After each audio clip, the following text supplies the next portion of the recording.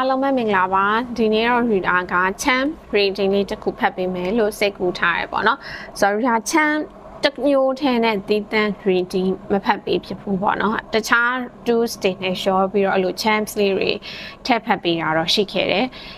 ဒါမဲ့ဒီနေ့တော့ reader က Cham တည်တံ့တဲ့ reading လေးတစ်ခုဖတ်မယ်လို့စိတ်ကူးထားတယ်ဆိုတော့ဒီ reading အတွက် title ကို reader က timeless Cham reading လို့ပဲပေးထားရပေါ့နော်။ဒါကြောင့်မလို့ကိုတိုက်တဲ့အချိန်ဝင်နားထောင်ကိုနားထောင်မိတဲ့အချိန်မှာကိုရွေးလိုက်တဲ့ chance မှာ reader ဖတ်ပြသွားတဲ့ reading ထဲမှာကိုအတွက်တစ်ခုခုအကျိုးရှိတာအသုံးတည့်တာပါနေဖို့ reader ဘက်ကရည်ရွယ်ထားတယ်။ဒါကြောင့်မလို့ကိုကလည်းဒီ chance လေးကိုရွေးတဲ့အချိန်မှာနော်ကိုနားထောင်မိမဲ့အချိန်မှာကိုကြားဖို့လိုနေတဲ့ကိုပြန်ပြီးတော့တခုခု awareness ရဖို့လိုနေတဲ့ကိုအတွက်တစုံတရာအသုံးဝင်မဲ့เนาะအဲ့လို information တွေ message လေးတွေပါဝင်နေမယ်လို့ခံစားမိတဲ့ cham လေးတခုရွှေ့လိုက်ပါပေါ့เนาะဒါလေးကကြတော့တစ်ရွက်လေးပေါ့เนาะ leaf ဒါလေးက acorn ပေါ့เนาะ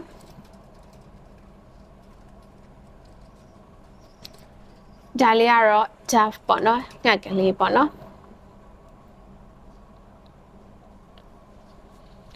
အဲ့တော့ရွေးပြီးသွားပြီဆိုလို့ရှိရင်เนาะဒါတို့တွေ reading ကိုသွားလိုက်ကြမယ်ပေါ့နော်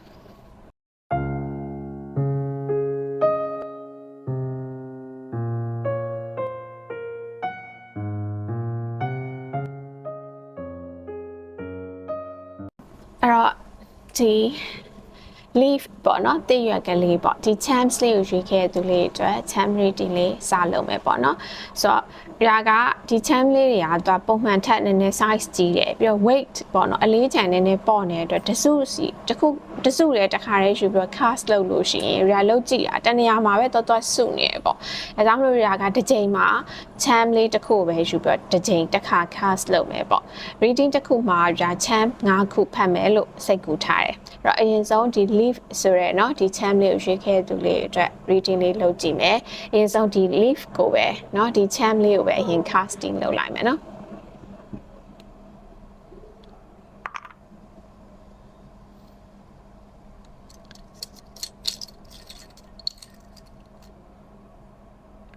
ဟိတ်ပြလေးပေါ့နော်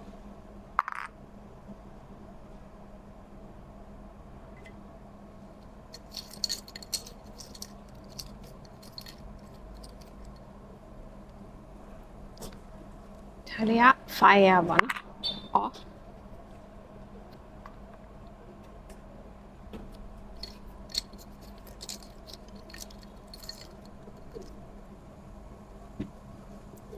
flower span လေးနော်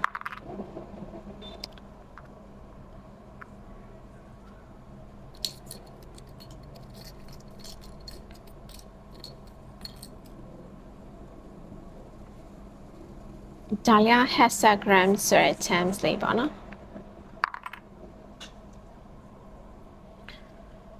okay ဆိုတော့ဒါလေးရနေရအနေနဲ့ကြည့်လို့ကောင်းဒီလိုလှည့်လိုက်မယ်ပေါ့နော်လိပ်ပြလေး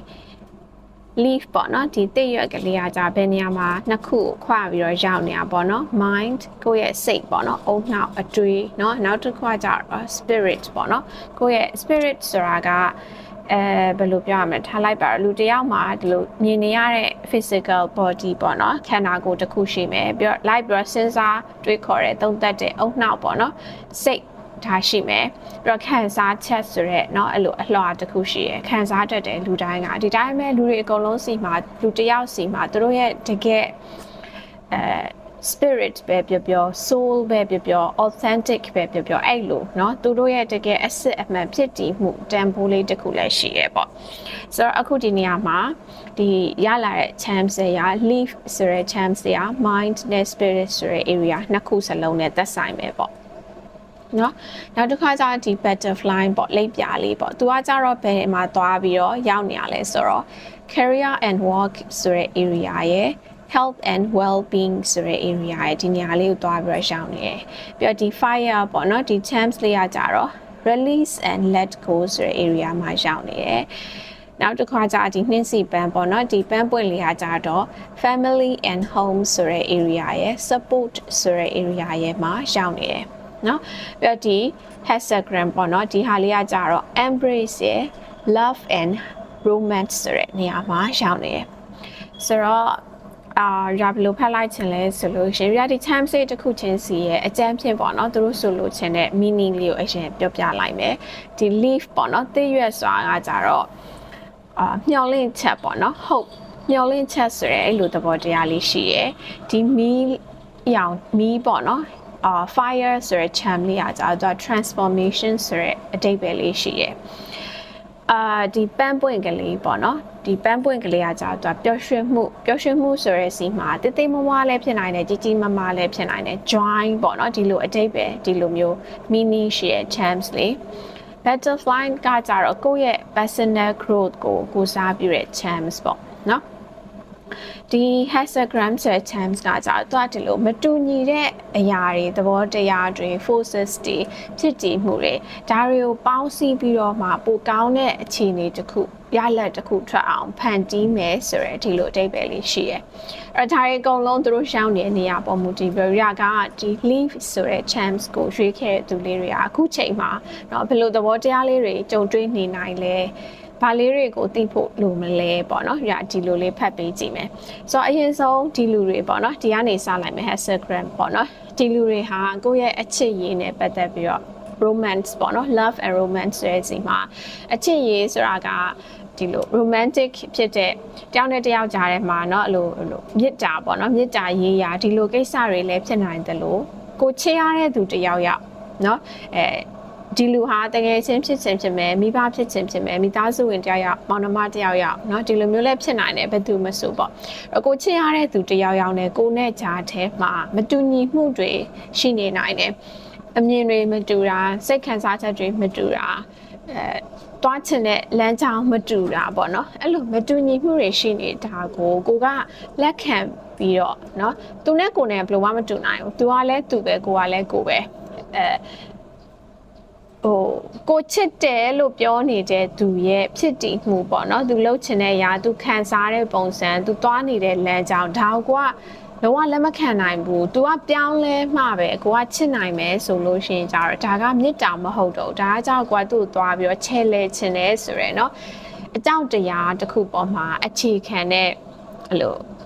စိတ်ခံစားချက်ကိုကသူ့ကိုချစ်တယ်လို့ကိုကနဲ့ကိုမှားယွင်းပြီးတော့နားလည်မိနေတာမျိုးဖြစ်တယ်။လူတွေမှာအဲ့လိုသဘောတရားရှိတယ်။ဒါပေမဲ့အခုဒီတစ်ရွက်ကလေးပေါ့နော်ဒီ leaf ကလေးဒီ charm လေးကိုရွှေ့ခဲ့တဲ့သူတွေကကိုဘွားထဲမှာကိုချတဲ့သူတွေနဲ့ကိုနဲ့ကြားထဲမှာအခုချိန်မှာမတူညီမှုတွေရှိနေတဲ့အတွက်ကြောင့်မလို့အဆင်မပြေနေဘူး။ကြောင်နဲ့တယောက်ကြားထဲမှာအဖို့အထစ်ကလေးတွေဖြစ်နေခဲ့တဲ့အဲ့ချိန်မှာဒီ reading ကိုလာနားထောင်မိရဲဆိုလို့ရှိရင်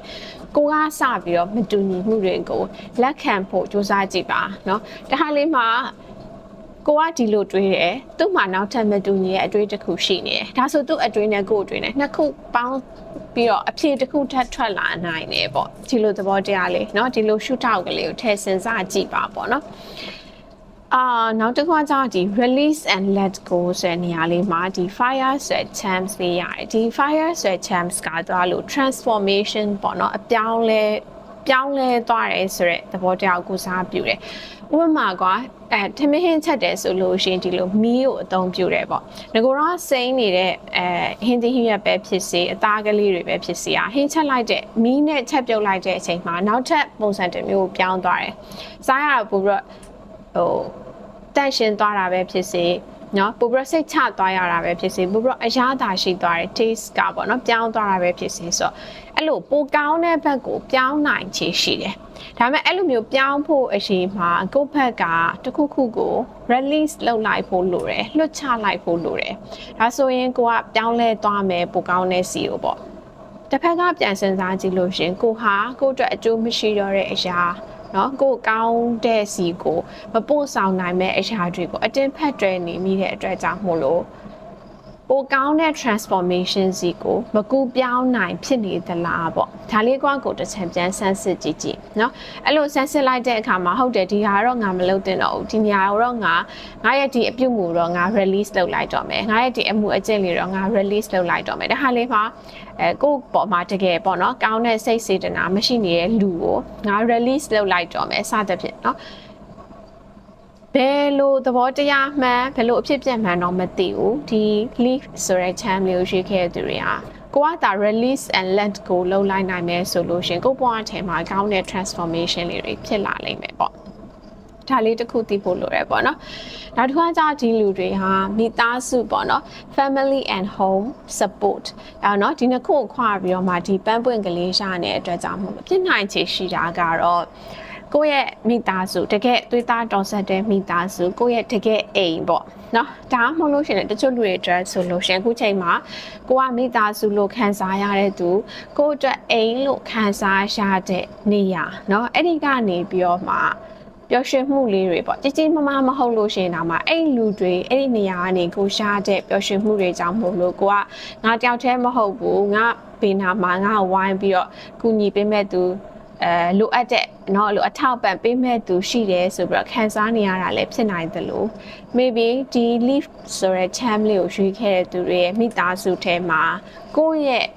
အကူအညီလေးတစ်ခုခုတိတ်မမွားပဲဖြစ်ပါစေအောင်တော့ကိုလှုပ်ပေးနိုင်တာကိုညီနိုင်တာတစ်ခုခုလှုပ်ပေးလိုက်သူတို့အတွက်စိတ်ပျော်ရွှင်သွားစေမဲ့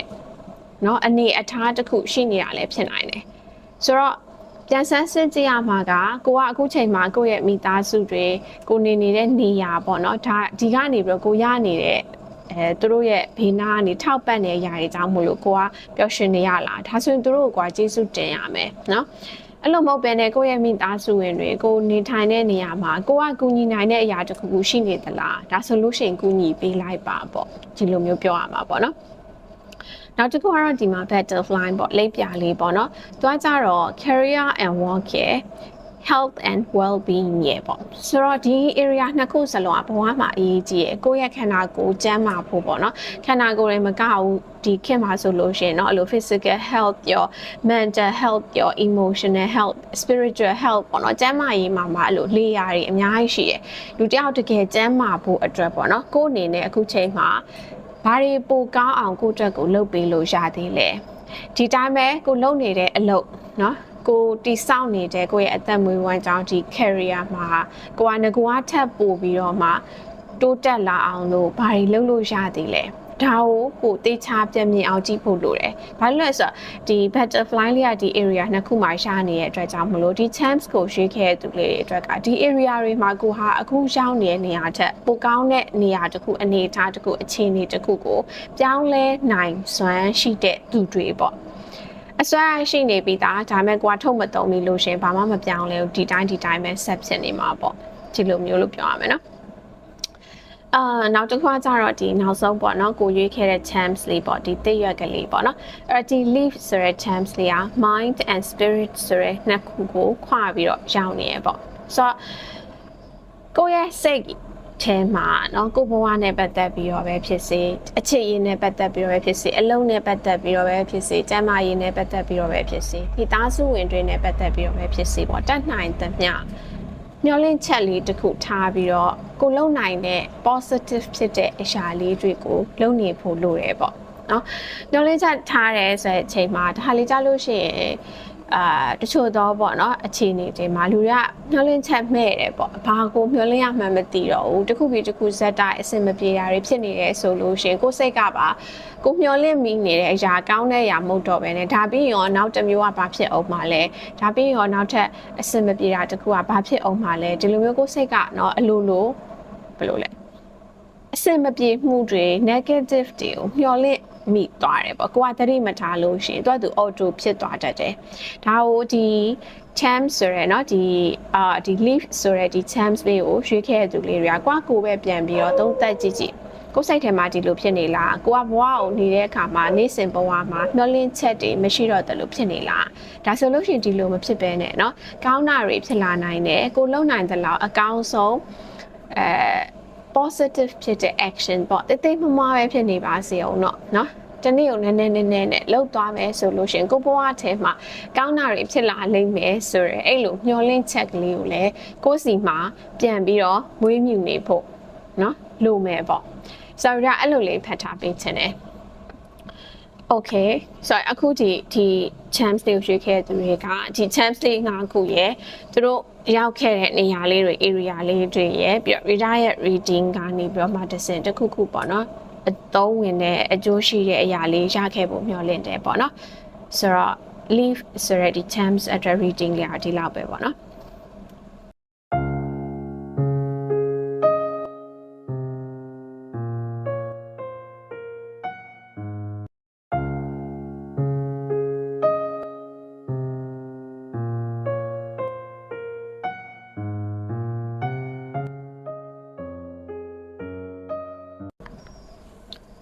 အဲ့တော့ဒီ icon ပေါ့နော်ဒီ champs ကိုရွေးခဲ့သူလေးဒါ reading လေးလုပ်ပေးမယ်ပေါ့နော်ဆိုတော့အခုဒီ reading မှာဒါသုံးမဲ့ champs လေးတွေက size ကနည်းနည်းကြီးတယ်ပြီးတော့သူ့ရဲ့ weight ကကြာနည်းနည်းလေးပေါ့နေဒါကြောင့်လို့အများကြီးယူပြီးတော့ cast လုပ်လို့ရှိရင်ဒါလုပ်ကြည့်ရပေါ့နော် casting လုပ်ကြည့်လို့ရှိရင်တနေရာထဲမှာပဲအကုန်လုံးသွားစုနေတာဖြစ်တယ်ပေါ့ဒါကြောင့်မလို့တစ်ချိန်မှာ champs တစ်ခုကိုပဲ cast လုပ်မယ်ပေါ့ reading မှာchamps ကို9ခုသုံးမယ်လို့စိတ်ကူထားတယ်အဲ့တော့အရင်ဆုံးဒီ icon search champs တွေ casting အရင်လုပ်လိုက်မယ်ပေါ့နော်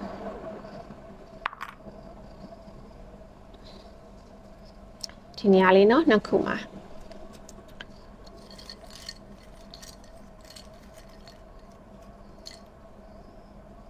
rainbow spirit yeah lesson yeah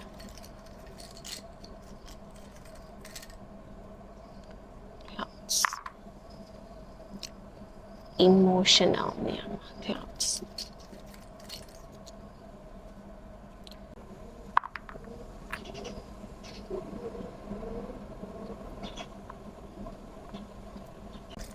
are now song champs ပေါ့နော်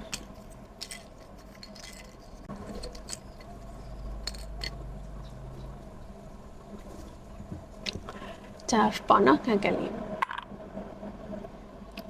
okay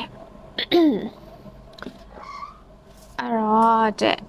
ဒီ reading ကဒီ icon ဆိုတဲ့ champs တွေကိုရွှေ့ခဲ့သူလေးအတွက် champs reading ပေါ့နော်ဒီ champs လေးကကြတော့ friendship ရဲ့ release and let go ဆိုတဲ့ဒီနေရာလေးမှာရောက်နေပေါ့နော်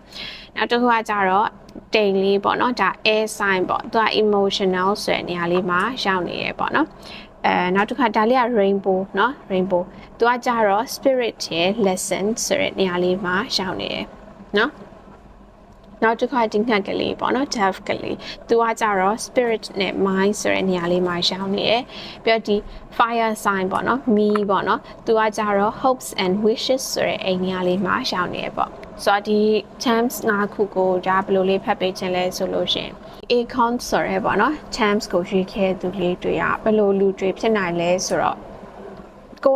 ဘယ်လိုခံစားရတယ်ဆိုတဲ့အရာကိုနားမှာရှိနေတဲ့သူတွေကိုရှင်းရှင်းလင်းလင်းမပြောပြတတ်ဘူးပေါ့နော်ကိုစိတ်ခံစားချက်ကိုကိုယ်တိုင်က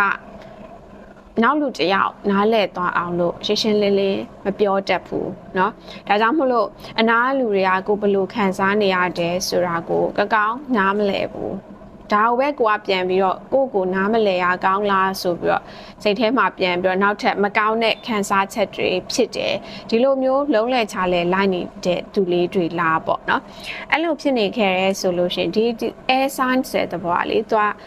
communication ပေါ့နော်ကောင်းကိုဘာဖြစ်နေတယ်ကိုဘာဆိုလို့ချင်တယ်ဆိုတဲ့အရာကိုထုတ်ဖော်ပြတာဖို့เนาะဒါကိုပြောချင်တာအဲ့နေရာမှာဒီ emotional ပေါ့နော်စိတ်ခံစားချက်နဲ့ပတ်သက်တဲ့နေရာမှာကိုဒီလိုဖြစ်တယ်ဆိုပြီးတော့ထုတ်ပြောတတ်ဖို့လိုတယ်ပေါ့ဘဲချင်းနေမှာမဆိုတခါလေးမှမိသားစုရဲ့အချင်းချင်းတခါလေးမှတငယ်ချင်းနဲ့ဒါမှမဟုတ်ရှင်တခါလေးမှကိုယ့်ရဲ့အိမ်ထောင်ဖက်နဲ့တခါလေးလှုပ်ဖို့ကိုင်ဖက်ပေါ့နော်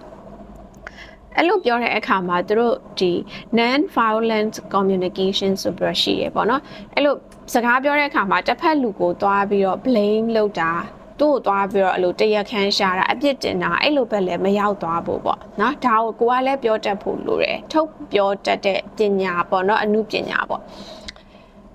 နင်ဒီလိုလှုပ်လိုက်လို့ငါကတော့ဒီလိုဖြစ်သွားပြီဆိုပြီးတော့စကတည်းကသူ့ကိုလက်ညှိုးထိုးတဲ့အဲ့လိုကြီးပြောတဲ့ပုံစံမျိုးမဟုတ်ပဲနဲ့ဒီဖြစ်သွားတဲ့အချိန်မှာကိုကတော့ဒီလိုခံစားလိုက်ရတယ်ပေါ့နော်အဓိကကိုအဓိကထားပြီးတော့ကိုဒီလိုစိတ်ခံစားချက်လေးဖြစ်တယ်နော်ဒါလေးကိုကိုကသူ့ကိုသိစေချင်တယ်ပေါ့စသဖြင့်ဒါဥပမာပြောပြတာเนาะဒီလူတွေဟာကိုယ့်ရဲ့ခံစားချက်ကိုနောက်လူတစ်ယောက်ကိုရှင်းရှင်းလင်းလင်းပြောဖို့ခက်ခဲနေတဲ့အတွက်ကြောင့်မို့လို့အနားမှာရှိနေတဲ့သူတွေကလည်းကိုယ်ခံစားချက်ကို အလိုနားမလည်နိုင်တဲ့အတွက်ကြောင့်မို့လို့ထပ်ပြီးတော့ကိုပါနဲ့ကိုเนาะနားမလည်ရကောင်းလားဆိုပြီးတော့အထီးကျန်တာလည်းဖြစ်ကောင်းဖြစ်နိုင်တယ်ဒါမှမဟုတ်ရှင်လည်းပို့ပြီးတော့မကျေနပ်တဲ့စိတ်ခံစားချက်တွေဖြစ်နေတာဒီလိုလည်းဖြစ်ကောင်းဖြစ်နိုင်တယ်ပေါ့နော်တခါဒီမှာပေါ့နော်ဒီငှက်ကလေးပေါ့နော်သူက love and peace ပေါ့မေတ္တာတရားငြိမ်းချမ်းမှုထားကိုစားပြုတယ်ပေါ့ဆိုတော့ဒီလူတွေဟာ mind and spirit ပေါ့နော်ကိုယ့်ရဲ့စိတ်ထဲမှာကိုတွေးနေတဲ့အတွေ့တွေပြီးတော့ကိုယ့်ရဲ့တကယ်အစစ်အမှန် authentic ပေါ့နော်ပုံစံကိုယ့်ရဲ့ soul ကချစ်ချင်းမေတ္တာနဲ့ငြိမ်းချမ်းမှုကိုနော်လိုလားတဲ့နှစ်သက်တဲ့နော်ဒီလိုလူတွေဖြစ်နိုင်တယ်ကိုရိုင်းကလည်းသူများကိုဆိုလို့ရှိရင်လို့တကယ်ကိုပေါ့နော်အစစ်အမှန်ပုံစံချစ်တယ်မေတ္တာရှိတယ်ဒါပေမဲ့သူများတွေစီကနေလဲကြွားကြကိုပြန်ပြီးတော့မျှော်လင့်မိတယ်เนาะဒီလိုမျိုးလူတွေဖြစ်ကောင်းဖြစ်နိုင်တယ်သူတို့တန်ဖိုးထားတဲ့ဒီလူတွေတန်ဖိုးထားတဲ့အရာကရုပ်ပိုင်းဆိုင်ရာဆိုတာထက်အဲ့လိုခံစားချက်ပေါ့နော်ခံစားချက်ဆိုတဲ့စီမှာလည်းမေတ္တာတရားတို့ငြိမ်းချမ်းမှုတို့ဒါမျိုးကိုပို့ပြီးတော့တန်ဖိုးထားတဲ့ခံစားချက်တဲ့သူတွေပေါ့เนาะကိုကအဲ့လိုခံစားချက်ပေမဲ့လို့ကိုကြုံတွေ့နေရတဲ့အခြေအနေတွေကအခုချိန်မှာတနည်းနည်းနဲ့ကိုမေတ္တာကိုမခံစားရတာပဲဖြစ်စေငြိမ်းချမ်းမှုကိုမခံစားရတာပဲဖြစ်စေဒီလိုဖြစ်နေတယ်ဆိုလို့ရှိရင်ကိုကပြင်ပကသူတွေစီကနေပြီးတော့အချစ်ခံရဖို့เนาะပြင်ပအခြေအနေတွေကပြောင်းလဲသွားတော့မှပဲကိုယ်စိတ်ကအေးချမ်းတော့မယ်ဆိုတာမျိုးမမျှော်လင့်နေတော့ပဲနဲ့ကိုပြန်ပြီးတော့မေတ္တာထားပါကိုဟာနဲ့ကိုအေးချမ်းအောင်ဘယ်လိုနေမလဲဆိုရယ်နီလန်းကိုရှာဖွေပါပေါ့เนาะဒီလိုမျိုးလေးရဖတ်ထားပေးခြင်းတယ်နောက်တစ်ခါကျဒီ rainbows and charms ပေါ့နော်တော့ဘာကိုစားပြရလဲဆိုတော့ good luck and happiness ပေါ့နော်ကံကောင်းခြင်းတွေပျော်ရွှင်ခြင်းတွေကိုစားပြုတယ်အဲ့ဒီမှာတော့လေဒီ spirit ရဲ့ဒီမှာ lesson ပေါ့နော်သင်ခန်းစာရဲ့ပေါ့နော်အဲ့နှစ်ခုမှာသူက area နှစ်ခုကိုခွာပြီးတော့ရှောင်းနေတာပေါ့ဆိုတော့ဘယ်လိုဖတ်ပေးခြင်းလဲဆိုလို့ရှိရင်ဒီလူတွေဟာเนาะအခုချိန်မှာuniverse ပဲပြောဘဝပဲပြောသူတို့ကကိုလာပြီးတော့သင်ခန်းစာတွေသင်ပေးနေတယ်အဲ့သင်ခန်းစာတွေကိုကိုကတကယ်တက်မြောက်သွားလို့ရှိရင်ဒီသင်ခန်းစာတွေကိုရှားလိုက်တာကိုပဲကိုယ့်ရဲ့စိတ်ထဲမှာငါတော့ကံကောင်းလိုက်တာဆိုပြီးတော့ခံစားရတာမျိုးပဲဖြစ်စေเนาะသင်ခန်းစာတွေသင်ယူပြီးသွားတဲ့အခါမှာကိုရှားလိုက်တဲ့အသိဉာဏ်ကြောင့်မို့လို့တကယ်ကိုပျော်ရွှင်နိုင်တယ်เนาะဒီလိုမျိုးလို့ရာမြင်မိတယ်ဒီလူတွေကနည်းနည်းပေါ့เนาะလို့ဘယ်လိုလဲသူတို့ရဲ့တန်ဖိုးထားတဲ့အရာတို့เนาะသူတို့အတွက်အဓိပ္ပာယ်ရှိတဲ့အရာတို့ဆိုတာဟာရုပ်ပိုင်းဆိုင်ရာချက်လို့ပိုပြီးတော့ deep ဖြစ်တဲ့စိတ်ခံစားချက်နဲ့ဆိုင်တယ် spiritual နဲ့ဆိုင်တယ်เนาะအဲ့လိုတခုခုဆိုလို့ရှိရင်လေးလေးနက်နက်တွေးတယ်လေးလေးနက်နက်ခံစားတယ်အဲ့လိုလူမျိုးလေးတွေဖြစ်ကောင်းဖြစ်နိုင်တယ်ပေါ့เนาะတခါဒီမှာပေါ့เนาะဒီ acorn ဆိုရဲဒီ chance တွေဟာ friendship ချစ်တငယ်ချင်းပေါ့เนาะအဲ့လိုမိတ်ဆွေတငယ်ချင်းအောက်မှာじゃ release and let go တဲ့ဒီလိုသဘောတရားလေးရှာတယ်ဆိုတော့ဒီ chance လေးရဲ့အဓိပ္ပာယ်ကဘာလဲဆိုတော့ potential လေးတစ်ခုကိုစားပြုတယ် potential အဲ့ potential အခုချိန်မှာဆက်စချင်းမှာတော့အမှန်တန်သိငယ်တဲ့အရာလေးတစ်ခုပဲဒါပေမဲ့ကွာဒါကိုတကယ်စုပ်ကင်လိုက်ပြီးတော့မှတဖြည်းဖြည်းချင်းပြိုးထောင်ယူသွားမယ်ဆိုလို့ရှိရင်အမှန်တန်ကြီးမားတဲ့ရလက်တစ်ခုရနိုင်တဲ့ potentialနော်တစ်ခါလေးမှာအဲ့ကြီးမားတဲ့ရလက်ဆိုတဲ့အရာဘာလဲဆိုရင်ဝေးကြီးလည်းဖြစ်စဉ်ဖြစ်နိုင်တယ်ဒါမှမဟုတ်ရှင်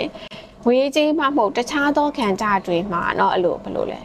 လုံလောက်တာထက်ပိုတဲ့အလျံအပဲဖြစ်တယ်ဆိုတဲ့ဒီလိုသဘောတရားပေါ့ဆိုတော့ဒီလူတွေကအခုချိန်မှာเนาะဒီနှစ်ခုမှာသွားပြီးတော့ဒီ area နှစ်ခုမှာပေါ့เนาะဒီ chance တွေကအတူတူတွဲပြီးတော့သွားရှိနေတဲ့အတွက်ကြောင့်မို့လို့အခုချိန်မှာကိုဘဝထဲမှာနောက်ပိုင်းကျလို့ရှိရင်အမတန်အတိတ်ပဲရှိတဲ့เนาะအဲ့လိုမိတ်ဆွေတငယ်ချင်းတွေခင်မင်မှုတွေစတင်နေတာဖြစ်ကောင်းဖြစ်နိုင်တယ်အခုချိန်မှာစတင်နေတဲ့ friendship တစ်ခုအသစ်တစ်ခုလေးဟာနောက်တစ်ချိန်ကြာလို့ရှိရင်အမတန်မှယုံကြည်ရတဲ့စိတ်ချရတဲ့ကိုတကယ်စိတ်ထဲမှာကျေနပ်စေတဲ့เนาะအဲ့လိုမျိုးခင်မင်မှုတွေကိုဥတည်နေတဲ့เนาะဒီလိုမျိုးအသည့်မိတ်ဆွေအသစ်တွေစတင်ရရှိနေတာလည်းဖြစ်နိုင်တယ်ပေါ့တစ်ဖက်မှာလည်းဒီလူတွေဟာကိုယ့်အတွက်မလိုအပ်တော့တဲ့အရာတွေကိုသာလွတ်ချလိုက်နိုင်မယ်ဆိုလို့ရှိရင်ကိုယ့်အတွက်အခွင့်အလမ်းတွေရလာမယ်ပေါ့မြင်အောင်ပြောလို့ရှိရင်ကိုလက်ထဲမှာကိုယ့်အတွက်မလိုအပ်တော့တဲ့အရာတွေစုပ်ကိုင်ထားတဲ့အတွက်ကြောင့်အခွင့်အလမ်းကရနေတယ်ဆိုလို့ရှိရင်ဘယ်ကနေယူရမယ်မှမသိဘူးအကွာကိုအတင်းစုပ်ကိုင်ထားမိတဲ့မလိုအပ်တော့တဲ့အရာတွေကိုလွတ်ချလိုက်မယ်ဆိုလို့ရှိရင်ခွင့်လန်းရလာလို့ရှင်ကိုကယူဖို့အတွက်အစင်သင့်ပဲကိုလက်ကလွတ်နေတယ်ကိုလက်ကလှမ်းယူနိုင်တယ်ပေါ့ နော်အဲ့တော့ဘယ်လိုလဲဖြစ်သွားနိုင်လဲဆိုလို့ရှင်တချို့သူတွေအတွက်ငကိုတော့ကကိုမှရှိနေတယ်ကိုကတော့ဖြစ်မိတ်ဆွေလူယူဆထားပေမဲ့လည်းတကယ်တမ်းကျတော့သူဟာကိုပေါ်မှာမိတ်ဆွေစစ်မိတ်ဆွေမှန်မဟုတ်နေဘူးဒီလိုလူတွေကိုကိုကလွတ်ချလိုက်တယ်လက်လွတ်လိုက်တဲ့အချိန်ကြတော့မှကိုဘဝထဲကိုတကယ်မိတ်ဆွေစစ်မိတ်ဆွေမှန်တွေဝင်ရောက်လာတာမျိုးဒီလိုလဲဖြစ်နိုင်တယ်ပေါ့ရအဲ့လိုလေးဖတ်ထားပေးခြင်းနဲ့เนาะဒီညလေးကိုတခါဒီမှာ hopes and wishes ပေါ့နော်မျှော်လင့်ချက်တွေဖြစ်ခြင်းတဲ့ center တွေအဲ့နေရာမှာဒီ fire sign ဆိုပြီးရှာရတယ်ပေါ့နော်ဆိုတော့ဒီလူတွေအနေနဲ့ပေါ့နော်ဒါကတော့ဘယ်လိုလေးခုချိန်မှာဖတ်ထားပေးခြင်းလဲဆိုလို့ရှိရင်ကိုယ်စီမှာဖြစ်ခြင်းတဲ့ဆန္ဒမျှော်လင့်ချက်တွေရှိကောင်းရှိနေနိုင်တယ်အဲ့ဒီကိုဖြစ်ခြင်းတဲ့ဆန္ဒတွေမျှော်လင့်ချက်တွေဆိုတာကလည်းလွယ်လွယ်ကူကူနဲ့ရှော့ရှော့ရှူရှူနဲ့ပေါ့နော်သူဟာသူအလိုလိုပြည့်သွားဖို့တော့မရှိဘူးကိုရိုင်းကဒီဟာကိုရဖို့စူးစမ်းနေတဲ့အချိန်မှာကိုဖြစ်ချင်တဲ့ဆန္ဒတွေကိုယ့်ရဲ့မျှော်လင့်ချက်တွေပြည့်မြောက်အောင်စူးစမ်းနေတဲ့အချိန်မှာလိုအပ်ရင်လိုအပ်တယ်လို့ကိုပြောင်းလဲလိုက်မယ်ပေါ့နော်ကိုကငကိုတော့ဒီလိုလူပေါ့နော်ဥမာငါကဘယ်တော့မှငါရဲ့စိတ်ခံစားချက်ကိုသူများအောင်ထုတ်မပြောဘူးပေါ့နော်ဒါကြောင့်မလို့တပတ်လုံးလည်းမပြောတော့ဘူးမျိုးတိတ်သွားမယ်အဲ့လိုလုံးဆရာမလို့ဟုတ်တယ်ငါအရှင်တော့ကတော့ငါရဲ့စိတ်ခံစားချက်ကိုငါကောင်းမွန်သူများနားလည်အောင်လို့မပြောပြတတ်ဘူးဒါပေမဲ့အခုချိန်မှာတော့ငါပြောပြကြည့်မယ်ပေါ့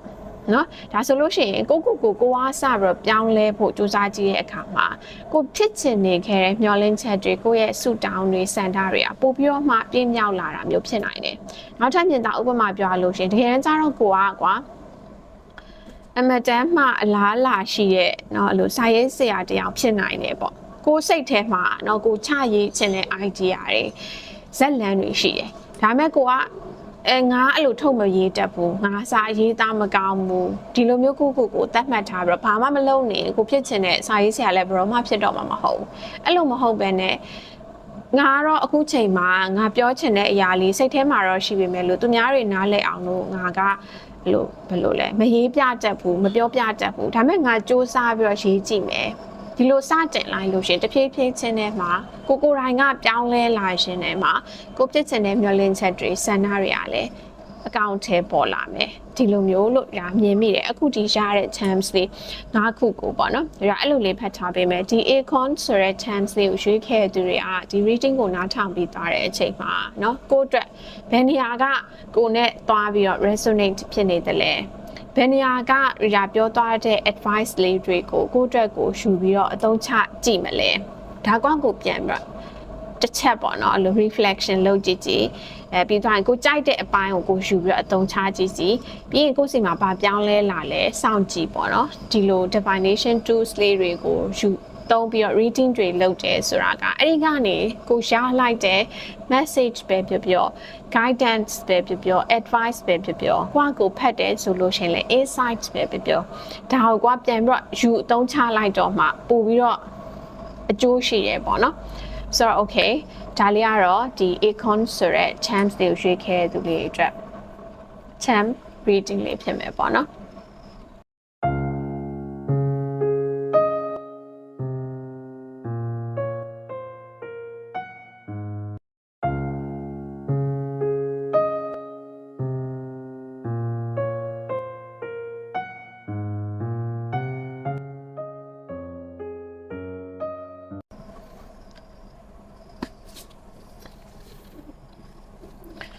တော့အခုရာတို့တွေဒီငှက်ကလေးပေါ့နော်ဒီငှက်ကလေးကိုရွေးခဲ့တဲ့သူလေးအတွက် reading လေးဖတ်မယ်ပေါ့နော်ရာကဒီ reading မှာသုံးမဲ့ chance လေးတွေsize ကနည်းနည်းကြီးနေပြီးတော့သူတို့ရဲ့ weight ကပေါ့နေတဲ့အတွက်ကြောင့်မို့လို့ရာအများကြီးယူပြီးတော့ဒီလို cast လုပ်ရင်အားလုံးကတနေရာထဲမှာတော့စုနေရပေါ့နော်ဒါကြောင့်မို့ရာတစ်ချိန်မှာ chance တစ်ခုကိုပဲ cast လုပ်မယ်reading တစ်ခုမှာရာ chance 9ခုသုံးမယ်လို့စိတ်ကူထားတယ်။အဲ့တော့အရင်ဆုံးဒီ chance လေးကိုရွေးခဲ့ရတယ်ဆိုတဲ့တွေ့အတွက်ဒီ chance လေးကိုအရင်ဆုံးရာ casting လုပ်လိုက်မယ်ပေါ့နော်။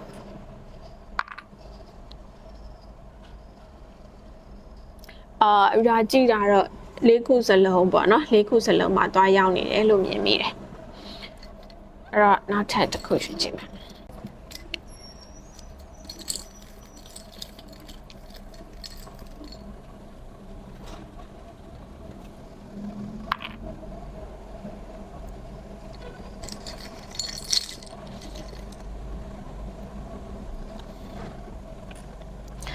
လေးက reading 3ခုစလုံးမှာပါနော်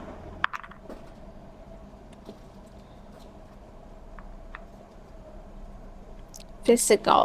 self ပေါ့နော်အဲ့ transformation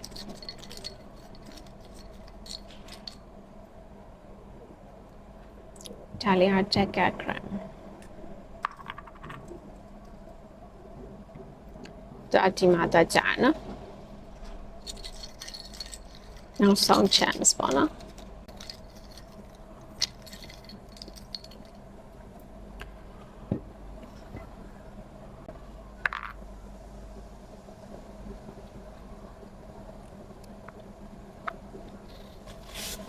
ပြမြင်တာတော့အရင်ဆုံးကိုရွေးခဲ့တဲ့ဒီ terms လေးက physical emotional spirit mind ပေါ့နော် area လေးခုစလုံးနဲ့သက်ဆိုင်တဲ့နေရာလေးမှာတွားရောက်တယ်ဒီ fire ဆိုတဲ့ terms လေးကကြတော့ physical နဲ့ self ဆိုတဲ့နေရာမှာရောက်တယ်ဒီ diagram လေးကကြတော့ဒီ physical ဆိုတဲ့နေရာလေးမှာရှိနေပေါ့နော်ပြီးတော့ဒီ water sign လေးပေါ့သူကတော့ဒီ friendship ဆိုတဲ့နေရာမှာရှိတယ်တော့လေးပေါ့နော် key လေးကကြတော့ family and home ရဲ့ career and work ရဲ့ပေါ့နော်ဒီနေရာမှာရှိတယ်ဆိုတော့ဘယ်လိုလေးဖတ်ပေးချင်လဲဆိုလို့ရှိရင်ဒီလူတွေဟာအခုချိန်မှာเนาะကိုယ့်ရဲ့ဒီကိုကောင်းကောင်းပြန်ပြီးတော့ခရူးဆိုင်ဖို့လိုတယ်ကိုဆိုရဲစီမှာကိုယ့်ရဲ့ခန္ဓာကိုယ်ရုပ်ပိုင်းဆိုင်ရာရောကိုယ့်ရဲ့စိတ်ရောခံစားချက်ရောเนาะပြီးတော့မြင်နေရတဲ့ရုပ်တွေအတွေးတွေခံစားချက်တွေအပြင်တကယ်ကိုယ့်ရဲ့အစစ်အမှန်အနှစ်သာရပေါ့နော်ကိုယ့်ရဲ့ spirit ပဲပြော soul ပဲပြောเนาะကိုကောင်းကောင်းပြန်ပြီးတော့မေတ္တာထားဖို့ကိုကောင်းကောင်းပြန်ပြီးတော့အေးချမ်းအောင်လုပ်ပေးဖို့เนาะလိုနေတယ်ပေါ့ခရူးဆိုင်ဖို့လိုနေတဲ့သူလို့ပြောရမယ်ပေါ့နော်ကိုကအကြောင်းတစ်ခုကြောင့်မို့လို့ရုပ်ပိုင်းဆိုင်ရာမှာပင်ပန်းနေတာစိတ်ပိုင်းဆိုင်ရာမှာပင်ပန်းနေတာခံစားချက်ပိုင်းဆိုင်ရာမှာပင်ပန်းနေတာကိုဘဝနဲ့ပတ်သက်ပြီးတော့အတိတ်ပဲပျောက်ဆုံးနေတာနော်ဘဝကြီးကဘယ်လိုလဲမအေးချမ်းဘူးလို့ခံစားရတာဒီလိုတွေဖြစ်နေတယ်ဆိုလို့ရှင်ဒါကိုပြန်ပြီးတော့ကိုကဟန်ချက်ပေါ့နော် balance ပြန်ထိန်းတက်ဖို့လိုတယ်ပေါ့နော်ဟန်ချက်ကပြတ်နေပြီပေါ့နော်ဒီလိုမျိုးလို့ပြောလို့ရတယ်ဒီမှာမှတခါဒီ diagram ဆိုတဲ့ terms သူကလည်းအဲ့ balance ကိုပြောချင်တာပေါ့နော်ဘဝမှာတစ်ဖက်ကိုအစွန်းထွက်နေလို့မဖြစ်ဘူးအလုံးကြီးပဲလုံးနေလို့မဖြစ်ဘူးလုံးတင်တာတွေပဲလုံးနေပြီးတော့ကိုတကယ်လုံးချင်တဲ့ဘက်ကိုကြတော့လုံးဝပေါ့နော်လို့ပြစ်ထားမိတာဒီလိုလည်းမဖြစ်သင့်ဘူး balance ဖြစ်ဖို့လိုတယ်ဆိုတော့ဒီhealing လုပ်ကြတယ်ပေါ့နော်ဒီနောက်ပိုင်းမှာဆိုလို့ရှင်ပြောကြတယ်လူတွေကကိုပြန်ပြီးတော့ကုစားကြတယ်เนาะကိုယ့်ရဲ့ trauma တွေကိုပြန်ပြီးတော့ကုစားကြတယ်ဆိုလို့ရှင်ကိုကကြိုက်တဲ့နေရာကနေစလို့ရတယ်တချို့ကလည်း exercise လုပ်တဲ့နေရာကနေစလိုက်တယ် yoga ကနေစလိုက်တယ်ပဲထားပေါ့နော်ဒါကအပေါ်ယံကြည့်လို့ရှင်တော့ yoga ဆိုတာကဒီလိုခန္ဓာကိုယ်လှုပ်ရှားနေတာဖြစ်တဲ့အတွက်ကြောင့်မို့လို့ရုပ်ပိုင်းဆိုင်ရာမှာကိုပြန်ပြီးတော့ပျော့ပြောင်းလာအောင်ပို့ပြီးတော့မှတတ်မှလာအောင်ပြန်လေ့ကျင့်တာနေစလိုက်တယ်ဒီကနေမှတစ်ဆင့်เนาะတကယ်တမ်းကျတော့ yoga ဆိုတာ physical ပဲမဟုတ်ဘူးကိုယ့်ရဲ့စိတ်ရောเนาะကိုယ့်ရဲ့ခန္ဓာကိုယ်ရောပြန်ပြီးတော့နားထောင်ကြအောင်လို့လုပ်ရတဲ့เนาะအဲ့လိုဘယ်လိုလဲကျင့်စဉ်လေးတစ်မျိုးပဲပေါ့ဆိုတော့ကိုယ်ရုပ်ပိုင်းဆိုင်ရာကနေစချင်လဲစလိုက်ဒီလူတွေကเนาะကိုရမြင်မှာတော့ဒီလူတွေဟာရုပ်ပိုင်းရောစိတ်ပိုင်းရောခံစားချက်ပိုင်းရောဒီ spiritual နဲ့ပတ်သက်ရင်ရောပဲဖြစ်ကိုပြန်ပြီးတော့အေးချမ်းအောင်ကိုပြန်ပြီးတော့ချစ်တတ်အောင်လုပ်ဖို့လိုနေပြီအဲ့မှာမှဘယ်နေရာကနေစလိုက်တင်လဲဆိုတော့ရုပ်ပိုင်းဆိုင်ရာကနေစလိုက်တင်တာဖြစ်ကောင်းဖြစ်နိုင်တယ်ကိုအတွက်တကယ်လှုပ်ရတာအဆင်ပြေတဲ့เนาะအဲ့လိုမျိုးကိုခန္ဓာကိုပြန်ပြီးတော့ခယူးဆိုင်တာပေါ့เนาะဒီလိုမျိုးတွေကနေစပြီးတော့ကိုပြန်ချစ်ဖို့ကိုပြန်အေးချမ်းအောင်လုပ်ဖို့လိုနေတဲ့သူတွေလို့ရာမြင်မိတယ်။ဒါဟာဒီမှာလဲထပ်ပြီးတော့ဒီ physical ဆိုတဲ့ area မှာပဲပြီးတော့နောက်တစ်ခါကျဒီမှာ self ပေါ့နော်ကိုပေါ့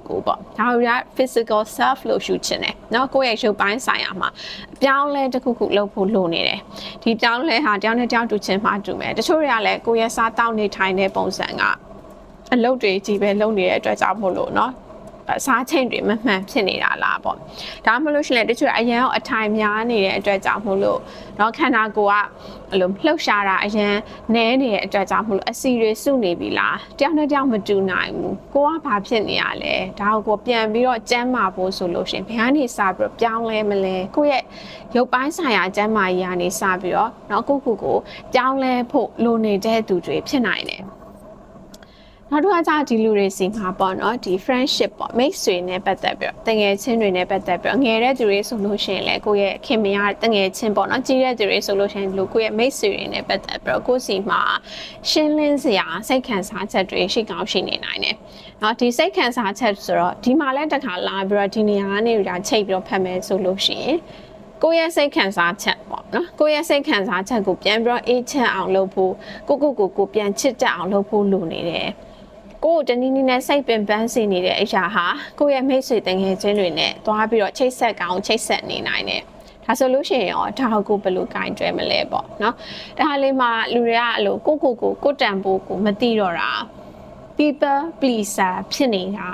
ကြောင့်မလို့သူများတွေရဲ့လိုအပ်ချက်ကိုပဲလိုက်ပြီးတော့ဖြည့်စီနောက်ဆုံးကျတော့ကိုယ့်ရဲ့ခွက်ထဲမှာတခြားလို့ထပ်ဖြည့်စရာဘာမှမကြံတော့ကိုကနေရတာဘဝရအတိတ်ပဲမရှိဘူးเนาะကိုကပဲအမြဲပေးနေရတယ်ကိုယ့်ရဲ့ဒီ emotional reserve ကမကြံနေတော့ဘူးဒီလိုဖြစ်နေတဲ့အဆိုလို့ရှိရင်သူများကိုသွားပေးနေတဲ့ခရူးဆိုင်မှုတွေသူများကိုသွားပေးနေတဲ့ဖြည့်ဆည်းမှုတွေကိုလည်းပြန်ပြီးတော့เนาะအဲ့လိုဖြည့်ဆည်းပေးတာခရူးဆိုင်ပေးတာဒီလိုမျိုးလေးပြန်ပြီးတော့เนาะလှုပ်ဖို့လိုနေတဲ့သူเนาะအဲ့လိုမျိုးလို့ဒါစိတ်ထဲမှာဖတ်ချင်တယ်ပေါ့နော်နောက်ထပ်တစ်ချက်ကကြတော့ family and home ရဲ့ career and work ရဲ့ပေါ့ဆိုဒီ area ပေါ့နော်အမှန်တကယ်တော့ဒီ boat ထဲမှာပါနေတဲ့ area တွေအကုန်လုံးကလူတယောက်ရဲ့ဘဝမှာအကုန်လုံးအရေးပါတာတွေကြီးပဲပေါ့နော်ဒါမဲ့လို့ဒီလိုတက်လက်ပိုင်းအရွယ်လူတွေဆိုလို့ရှိရင်ကြာသူတို့ကဒီစောက်ထားတဲ့ career ကိုလုပ်နေတဲ့အလုပ်ဒါကိုနံပါတ်1အဲ့လိုမျိုးအရင်ဆုံးသွားထားမိတတ်ကြတယ်ပေါ့နော်အများစုကပေါ့လူတိုင်းတော့မဟုတ်ဘူးဆိုလို့ရှိရင်တော့မှအခုလည်းဒီလူတွေဟာကိုလုပ်နေတဲ့အလုပ်ကိုတိဆောက်ထားတဲ့ career နဲ့ပတ်သက်လို့ရှိရင်ရွေးချယ်ပိုင်ခွင့်ကိုစီမှာရှိရဲပေါ့ဒီတိုင်းပဲကိုယ့်ရဲ့မိသားစုပေါ့နော်ကိုတိဆောက်ထားတဲ့မိသားစုကိုယ့်ရဲ့အိမ်တွင်းရေးစသဖြင့်ဒီလိုအကြောင်းအရာတွေနဲ့ပတ်သက်ပြီးတော့ကိုဘွားထဲမှာကြုံတွေ့နေရသမျှအခြေအနေတိုင်းကိုဘယ်လိုလုပ်မယ်ဆိုတာကိုရွေးချယ်ပိုင်ခွင့်ကကိုယ့်လက်ထဲမှာရှိတယ်တော့ကိုယ့်လက်ထဲမှာလို့ပြောရမှာပေါ့နော်အကယ်၍ career ပဲထားပါတော့အလုံးနဲ့ပတ်သက်ပြီးတော့ဒါတွေကတော့ငါ့အတွက်မလိုအပ်တော့ဘူးလို့ကိုသိနေဆိုလို့ရှိရင်အခန်းတစ်ခန်းထဲမှာအကုန်လုံးကောက်ထည့်တာပြီးတော့ topic ထားလိုက်လို့ရတယ်ပေါ့ဒီတိုင်းပဲကိုရှိမှတကားလေးတစ်ချက်ရှိနေတယ်အဲ့တကားကိုဒါဖွင့်လိုက်လို့ရှိရင်ငါရဲ့ career အတွက်ပို့ပြီးတော့မှလမ်းကြောင်းတစ်ခုပွင့်သွားမှာပဲလို့သိနေရဲဆိုလို့ရှိရင်လည်းအဲ့တကားကိုဖွင့်လိုက်ဖို့တော့ရလဲကိုလက်ထဲမှာပဲကိုဆုံးဖြတ်လို့ရတယ်ကိုကအဓိကလူပဲပေါ့เนาะအဲ့လိုအနေထားကိုကြောင်းနေတဲ့သူမျိုးပေါ့တခါတစ်ဖက်မှာလည်းဒီတိုင်းပဲမိသားစုနဲ့ပတ်သက်ပြီးတော့ကိုယ့်ရဲ့အိမ်နဲ့ပတ်သက်ပြီးတော့ကိုဘာကိုလိုချင်လဲကိုဘာကိုမလိုချင်ဘူးလဲနော်ဒါကိုအရင်ကိုသိအောင်လုပ်ဖို့လိုတယ်ကိုမလိုချင်တဲ့အရာတွေကိုရှင်းလင်းလိုက်လို့ရတယ်ကိုလိုချင်တဲ့အရာတွေကိုကိုယ့်ရဲ့အိမ်ထဲမှာကိုယ့်ရဲ့မိသားစုထဲမှာကိုကတကားကိုဖွင့်ပြီးတော့ကိုလိုချင်တဲ့အရာတွေကိုအိမ်ထဲကိုယူသွင်းသွားလို့ရတယ်ပေါ့တနည်းအားဖြင့်တော့ကိုကအဓိကပဲဆိုတာကိုသိဖို့လိုတယ်ပေါ့နော်ဆိုတော့ဒီရာစိတ်ထဲမှာပေါ့နော်ဒီpie ဆိုတဲ့ဒီ champs လေး3ခုပေါ့နော်တရွက်ကလေးရဲ့ acorn ဆိုတဲ့ champs ရဲ့အခုဒီငှက်ကလေးပေါ့နော်ဒီ champs ရဲ့ဒီ3ခုပါဆိုလို့ရှိရင်ရဘလို့ခံစားရလဲဆိုတော့ဒီငှက်ကလေးကိုရွှေ့ခဲ့တဲ့သူလေးတွေအတွက်ကအခုချိန်မှာနည်းနည်းပို့ပြီးတော့ပင်ပန်းနေပေါ့နော်အဲ့လိုမျိုးခံစားနေရတဲ့သူတွေပုံများနိုင်တယ်ဒီ group ကဒါမဲ့ကိုကဒါကိုဖြည့်ရှင်းလို့ရတယ်ဒီထဲမှာ key ဆိုတဲ့ champs တွေကလာပါနေတယ်เนาะကိုဘွားထဲမှာဘယ်ကနေစရမှန်းမသိဖြစ်နေတယ်ဆိုလို့ရှိရင်ကိုယ့်ရဲ့ခန္ဓာကိုယ်ကျန်းမာရေးကိုအရင်စပြီးတော့ခယူဆိုင်လိုက်လို့ရတယ်မိသားစုအရေးတွေနဲ့ပတ်သက်ပြီးတော့အလုံးနဲ့ပတ်သက်ပြီးတော့ကိုယ့်စိတ်ထဲမှာဘာကိုရွေးချယ်ရမယ်ဆုံးဖြတ်ရမယ်မသိဖြစ်နေရဆိုလို့ရှိရင်ကိုလက်ထဲမှာတော့ကားရှိပြီးသားပဲကိုအရင်ဘယ်တကားကိုပိတ်ချင်တာလဲဘယ်တကားကိုဖွင့်ချင်တာလဲဆိုတာကိုအရင်ရှင်းရှင်းလင်းလင်းသိအောင်လုပ်လိုက်ဖို့လိုတယ်ပေါ့နော်Okay ဒါအဲ့လိုလေးဖတ်ထားပေးချင်တယ်ပေါ့နော်ဆိုတော့ဒီ reading ကိုနားထောင်ပြီးသွားတဲ့အချိန်မှာဘယ်နေရာလေးတွေကကိုနဲ့ resonate ဖြစ်နေတယ်လဲเนาะဘယ်နေရာမှာပြောသွားတဲ့သဘောတရားလေးတွေတော့ကိုသဘောကျတယ်ဒါလေးတော့ကိုအတွက်ဆန်းလုပ်ကြည့်မယ်ဆိုလို့ရှိရင်ဘာမှကိုအတွက်ထိခိုက်စရာလည်းမရှိနေဘူးဆိုလို့ရှိရင်စပြီးတော့ဆန်းလုပ်ကြည့်ပေါ့နော်ဒီလိုမျိုး reading တွေဖတ်တယ်ဆိုတဲ့ဟာကဒီ reading တွေဖတ်ပြီးသွားတဲ့နောက်မှာရလာတဲ့advice ပဲပြော guidance ပဲပြော message ပဲပြော ကိုဖတ်တယ်ဆိုလို့ရှင်လေ insight ပဲပြောပေါ့နော်ဒါလေးကိုအနောက်ကနေကွာစပြီးတော့ action တစ်ခုစယူလိုက်တော့မှပဲ reading လုပ်လိုက်ရတာကအတိတ်ပဲရှိတယ်အကျိုးရှိတယ်ပေါ့ okay เนาะဆိုတော့ဒါလေးကဒီငှက်ကလေးကိုရွေးခဲ့တဲ့သူလေးအတွက် reading လေးပေါ့နော်